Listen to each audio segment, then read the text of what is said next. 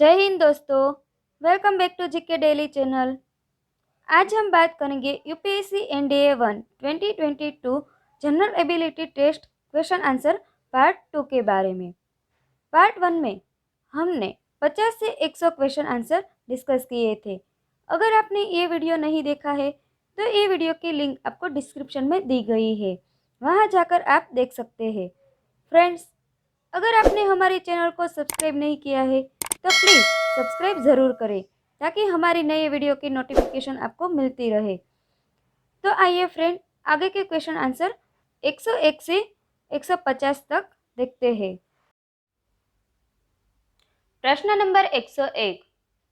भारतीय राजनीतिक विचारधारा का क्लासिकी ग्रंथ अर्थशास्त्र मुख्यतः किस पर केंद्रित है? सही जवाब है सी, शासन कला यानी कि स्टेट क्राफ्ट। प्रश्न नंबर 102। कब चरक संहिता अस्तित्व में आई? सही जवाब है बी, 3री से 2री शताब्दी ईस्वी सन पूर्व। प्रश्न नंबर 103। प्रारंभिक बुद्ध मूर्तिकारों ने बुद्ध को मानव के रूप में नहीं दर्शाया। निम्नलिखित में से किन प्रतीकों के माध्यम से प्रारंभिक मूर्तिकारों ने बुद्ध की उपस्थिति को दर्शाया था?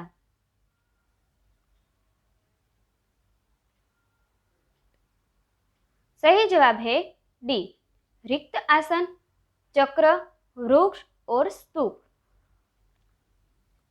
प्रश्न नंबर 104। भारत की संसद यानी पार्लियामेंट मुख्यतः किस मॉडल पर आधारित है? सही जवाब है बी, ब्रिटिश पार्लियामेंट। प्रश्न नंबर 105।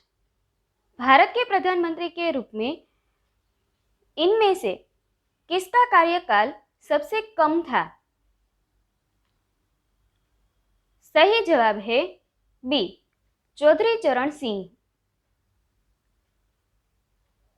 प्रश्न नंबर 106। भारत के शीर्ष न्यायालय की अधिकारिता के अधीन निम्नलिखित में से क्या नहीं आता है? सही जवाब है सी, कॉलेजिएट अधिकारिता। प्रश्न नंबर 107। भारतीय मौसम विज्ञान विभाग के अनुसार निम्नलिखित में से वृष्टि प्रस्फोट की विशेषता कौन सी है? सही जवाब है 1 और 2 दोनों। 1, सीमित भौगोलिक क्षेत्र में अल्प समयावधि में अत्यधिक वर्षण। दूसरा, यह सामान्यतः मानसून अवधि के दौरान होता है और यह आकस्मिक बाढ़ एवं भूस्खलन को प्रेरित करता है।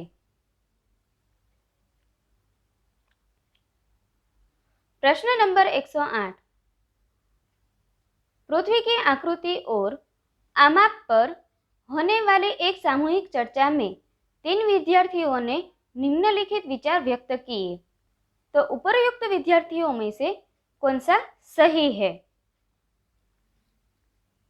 सही जवाब है ए, केवल विद्यार्थी 1। पृथ्वी की आकृति मूलतः लघुवक्ष यानी कि चपटा गोलाभ है। प्रश्न नंबर 109। समाचार देखते समय आप किसी स्थान के बारे में सुनते हैं जिसके बारे में आपने पहले कभी नहीं सुना। आप उस स्थान के बारे में और अधिक जानना चाहते हैं तथा आप उसे मानचित्र पर ढूंढना चाहते हैं। आपको निम्नलिखित में से किसकी आवश्यकता होगी ताकि आप मानचित्र पर उस स्थान का पता लगा सके? सही जवाब है सी, उस स्थान के देशांतर और अक्षांश दोनों। प्रश्न नंबर 110। वैश्विक अवस्थिति प्रणाली यानी कि ग्लोबल पोजीशन सिस्टम जीपीएस के संबंध में निम्नलिखित में से कौन सा कथन सही नहीं है? सही जवाब है डी। यह केवल सैन्य अभियानों के लिए सूचना प्रदान करती है। प्रश्न नंबर 111, निम्नलिखित में से कौन सा भारत का संवैधानिक आयोग नहीं है? सही जवाब है डी, राष्ट्रीय महिला आयोग।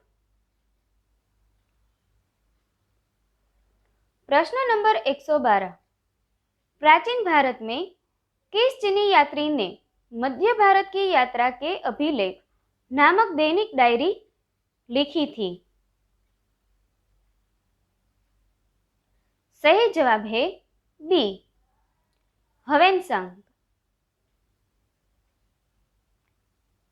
प्रश्न नंबर 113, वर्ष 2019 में हुई भारत की संसद के निचले संसद के चुनाव से किसका गठन हुआ था? सही जवाब है डी, 17वीं लोकसभा। प्रश्न नंबर 114, पंचायती राज संस्थाएं मुख्यतः किस प्रकार की संस्था है? सही जवाब है बी, स्वशासन। प्रश्न नंबर 115, अमेरिका की स्वतंत्रता की घोषणा में निम्नलिखित में से कौन सा अधिकार का उल्लेख किया गया है? सही जवाब है सी, 1, 2 और 3। 1, प्राण, 2, स्वतंत्रता और 3, सुख का अनुसरण। प्रश्न नंबर 116, इनमें से किस अमेरिकी राष्ट्रपति ने लोकतंत्र को जनता के लिए और जनता द्वारा शासन कहा? सही जवाब है ए, अब्राहम लिंकन। प्रश्न नंबर 117, पृथ्वी ग्रह की परिक्रमा की गति से पृथ्वीवासी अनभिज्ञ रहते हैं क्योंकि? सही जवाब है डी, 1, 2 और 3। 1, भूपृष्ठ पर प्रत्येक स्थान के लिए कोणीय वेग स्थिर होता है। 2, पृथ्वी के साथ वायुमंडल परिक्रमा करता है। और 3, निकट की कोई ऐसी वस्तु नहीं है जो या तो स्थिर है अथवा पृथ्वी की गति से भिन्न गति पर गतिमान है। प्रश्न नंबर 118, पहाड़ी क्षेत्र में यात्रा के दौरान आपको एक विशालकाय गोलाश्म दिखता है जो भारी वर्षा के कारण अलग हो गया और पहाड़ से नीचे गिर गया। निम्नलिखित में से किस प्रक्रिया के परिणाम स्वरूप ऐसा हुआ है? सही जवाब है डी, 1, 2 और 3। 1, बृहद क्षरण, 2, अपरदन और 3, अपक्षयण।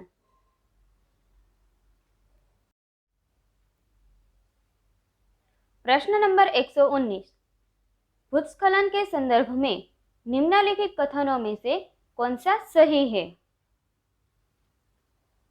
सही जवाब है सी, केवल 2 और 3। 2, ये सामान्यतः प्रचुर मृत्तिकावली मृदा में घटित होते हैं। और 3, भूकंप से भूस्खलन प्रेरित होते हैं। प्रश्न नंबर 120, एक भौगोलिक परिघटना के बारे में निम्नलिखित विशेषताओं पर विचार कीजिए। 1, अति प्रवीण पर्वत की ढाल से हिम और बर्फ की तेज धारा का गर्जन के साथ गिरना। 2, यह स्की करने वालों और पर्वतारोहियों के लिए जोखिमपूर्ण है। और 3, इसमें मिश्रित रूप से पदार्थ का गिरना, लुढ़कना, फिसलना और बहना शामिल है। उपर्युक्त विशेषताओं के साथ निम्नलिखित में से किस परिघटना का मेल है? सही जवाब है बी, हिमधाव यानी कि एवेलांच। प्रश्न नंबर 121, भारत में पश्चात शिक्षा का वास्तविक रूप से प्रारंभ कब से माना जा सकता है? सही जवाब है ए, 1813 का चार्टर एक्ट। प्रश्न नंबर 122, औद्योगिक क्रांति पद का प्रयोग सर्वप्रथम किसके द्वारा किया गया था? सही जवाब है सी, आर्नाल्ड टोयनबी। प्रश्न नंबर 123, खुदाई खिदमतगार यानी कि ईश्वर के सेवक का गठन किसने किया था? सही जवाब है बी, खान अब्दुल गफ्फार खान। प्रश्न नंबर 124, 1927 का महान सत्याग्रह किसके द्वारा आयोजित किया गया था? सही जवाब है ए, बी.आर. आंबेडकर। प्रश्न नंबर 125, सत्य शोधक समाज यानी कि सत्य की खोज करने वाला समाज की स्थापना किसने की थी? सही जवाब है बी, ज्योतिबा फूले।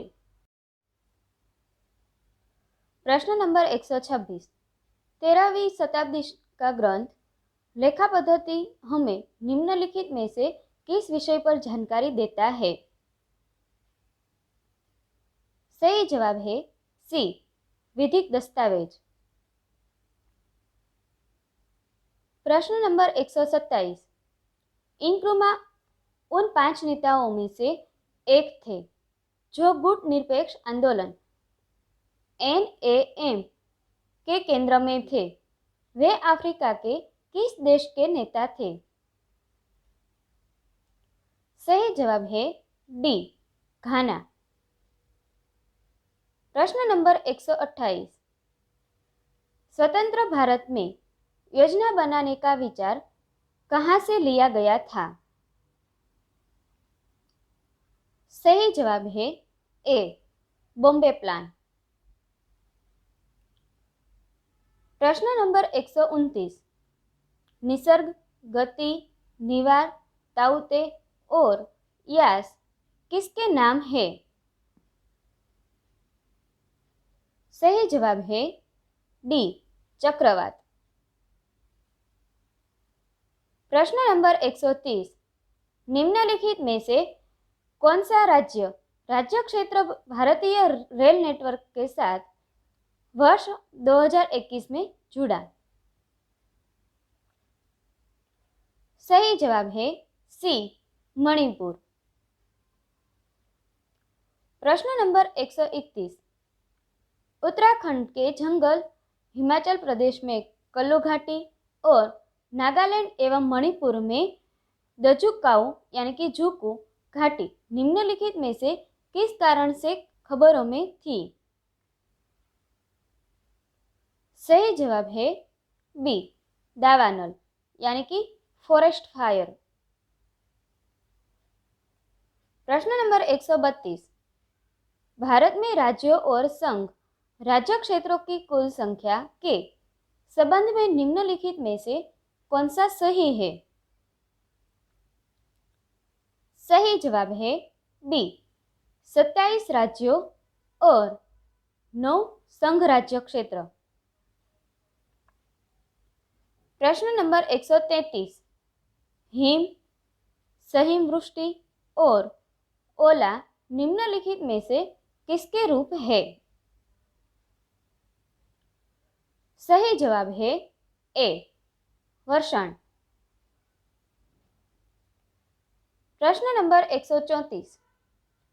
तप्त उष्णकटिबंधीय मरुस्थलों क्षेत्रों में अक्षयण सर्वाधिक व्याप्त रूप की संभावना निम्नलिखित में से किसकी है? सही जवाब है ए यांत्रिक। प्रश्न नंबर 135। निम्नलिखित शहरों में से किसे सर्वप्रथम मेगा सिटी का दर्जा प्राप्त हुआ? सही जवाब है सी न्यूयॉर्क। प्रश्न नंबर 136। भारत में कठोर एवं स्थिर स्थित भूमि अनाच्छादित शेल और कगारों की श्रृंखला निम्नलिखित में से किसकी विशेषताएं है? सही जवाब है बी प्रायद्वीपीय पठार। प्रश्न नंबर 137। एक व्यक्ति ने भारत के किसी क्षेत्र का दौरा किया और वहां उसे खेर, नीम, खेजड़ी और पलाश के पेड़ मिले। उसने निम्नलिखित में से किस क्षेत्र का दौरा किया होगा? सही जवाब है डी मरुस्थलीय क्षेत्र। प्रश्न नंबर 138। निम्नलिखित कथनों पर विचार कीजिए। उपर्युक्त कथनों में से कौन सा सही है? सही जवाब है सी 1 और 2 दोनों। एक है शेल अधिक समय तक अपने मूल रूप में नहीं रहते और रूपांतरित होते हैं। और 2 अक्षयण, अपरदन और कायांतरण के कारण शैलों का रूपांतरण होते हैं।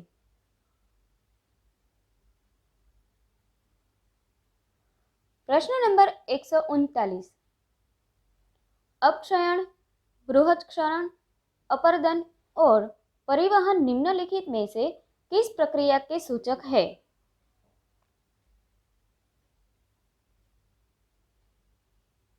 सही जवाब है ए अनाच्छादन यानी कि डिन्यूडेशन।